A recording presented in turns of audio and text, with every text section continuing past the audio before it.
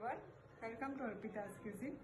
એકદમ ચીઝી અને એકદમ ક્રીમી એવો આજે આપણે બ્રોકોલી સૂપ બનાવીશું. તો ચલો રેસીપી સ્ટાર્ટ કરીએ.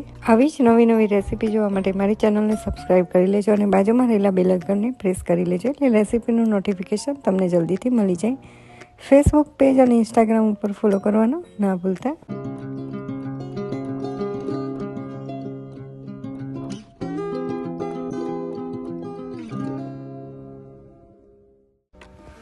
તો બ્રોકોલી સૂપ બનાવવા માટે પહેલાં બ્રોકોલી આપણે આ રીતની લઈ લેવાની અને તેના થોડા મોટા ટુકડા કરી લેવાના છે.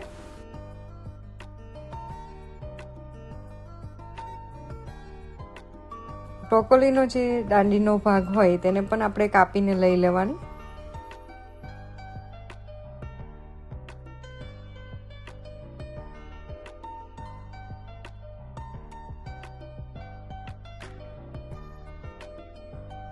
આ રીતે તેને કાપી લેવાના છે. તો બ્રોકોલીને કટ કરીને એક બાઉલમાં આપણે લઈ લઈશું અને તેમાં આપણે પાણી એડ કરીશું અને એકદમ સારી રીતે બ્રોકોલીને ધોઈ નાખવાની છે.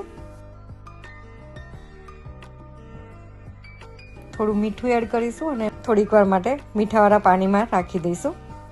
તો ગેસ ઉપર એક પેન રાખી દઈશું, તેમાં બટર એડ કરીશું.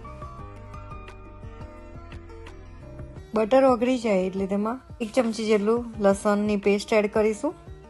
1 નંગ ડુંગળી એડ કરી દેવાની છે અને તેને આપણે સાતરી લેવાનું છે.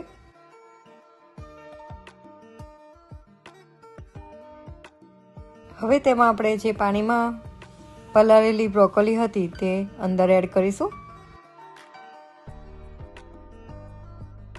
અને તેને પણ આપણે 1 થી 2 મિનિટ જેટલું સાતરી લેવાનું છે.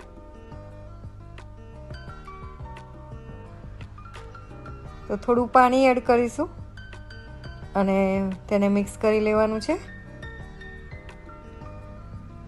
થોડું મીઠું એડ કરીશું અને ઢાંકણ ઢાંકીને તેને 1-2 મિનિટ માટે થવા દઈશું. તો થોડી વાર પછી આ રીતે તેને હલાવી લેવાનું છે. 2 થી 3 પત્તા જેટલા આપણે પાલકના પત્તા એડ કરીશું. ઓપ્શનલ છે પાલક નાખવી, પણ પાલક નાખવાથી તેનો કલર ખૂબ જ સરસ આવશે. હવે 1-2 મિનિટ પછી આપણે જોઈ લઈશું. તો એકદમ સરસ રીતે બ્રોકોલી બફાઈ ગઈ છે. તો તેને ઠંડુ કરીને પછી મિક્સર જારમાં આપણે એડ કરીને તેને આપણે પીસી લેવાનું છે.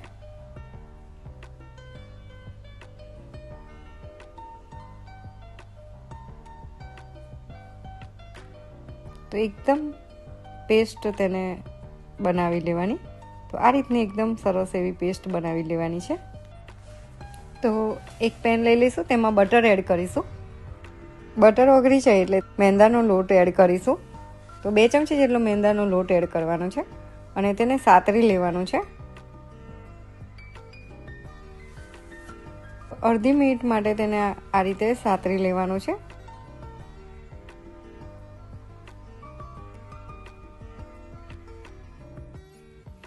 સતરાઈ જાય પછી 1 કપ જેટલું દૂધ એડ કરીશું અને તેને મિક્સ કરી લઈશું.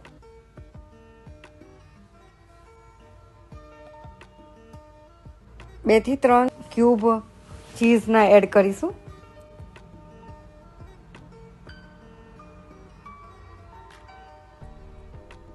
અને બ્રોકોલીની જે પેસ્ટ બનાવી હતી તે પેસ્ટ અંદર એડ કરી દઈશું.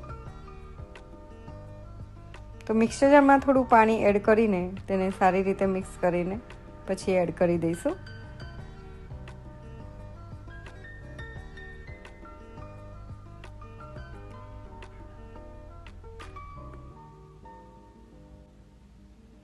તો ફરીથી મિક્સર જારમાં પાણી એડ કરીને તેને એડ કરીશું.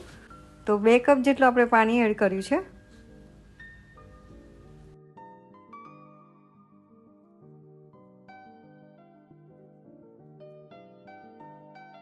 હવે તેમાં ટેસ્ટ પ્રમાણે મીઠું એડ કરીશું. 1 ચમચી જેટલો મરી પાવડર એડ કરીશું અને તેને મિક્સ કરી લેવાનું છે. તો બ્રોકોલી સૂપ એકદમ સારો એવો ઉકળી ગયો છે. તો સૂપ આપણો રેડી છે, તેને ગરમા ગરમ સર્વ કરીશું. તો એકદમ ક્રીમી અને એકદમ ટેસ્ટી એવો, એકદમ ચીઝી એવો આપણો આ સૂપ રેડી છે. તેની ઉપર ફ્રેશ ક્રીમ એડ કરીશું. ક્રીમ ના હોય તો આપણે મલાઈ એડ કરવાની.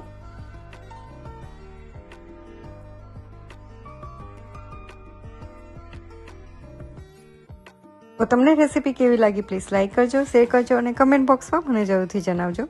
રેસીપી ગમે તો વધારેમાં વધારે શેર કરજો.